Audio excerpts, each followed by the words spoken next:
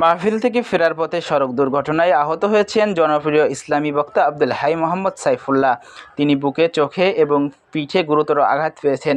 শনিবার 16 নভেম্বর রাতে টাঙ্গাইল যমুনা সেতু এক্সপ্রেসওয়েতে পেছন থেকে আসা একটি ট্রাকের ধাক্কায় দুর্ঘটনার কবলে পড়েন তিনি। টাঙ্গাইলে প্রাথমিক চিকিৎসা শেষে তাকে ঢাকায় আনা হয়েছে। রোববার তার ফেসবুক পেজ থেকে এই তথ্য নিশ্চিত করা হয়েছে। সেখানে বলা হয়েছে, আমাদের সকলের প্রিয় দায়ী, বর্তমান সময়ের সাহসী কণ্ঠস্বর, নন্দিত খতিব আব্দুল হাই মোহাম্মদ সাইফুল্লাহ গতকাল রাতে মাহফিল থেকে ফেরার পথে এক ভয়াবহ সড়ক দুর্ঘটনার শিকার হন। টাঙ্গাইল যমুনা সেতু এক্সপ্রেসওয়েতে একটি ট্রাক পেছন থেকে ধাক্কা দিলে গাড়িটি দুমড়ে মুচড়ে দেয়। আরও বলা হয়েছে, তিনি বুকে, চোখে এবং পিঠে আঘাত পেয়েছেন। আল্লাহর অসীম দয়ায় তার জ্ঞান ফিরেছে। টাঙ্গাইলে প্রাথমিক চিকিৎসা শেষে তাকে দ্রুত ঢাকায় নেওয়া হয়েছে। চোখের উন্নত চিকিৎসার জন্য ব্যবস্থা নেওয়া হচ্ছে। আল্লাহর মেহেরবানিতে এখন আশঙ্কামুক্ত আছেন তিনি। পূর্ণ বিশ্রামে থাকতে বলা হয়েছে তাকে।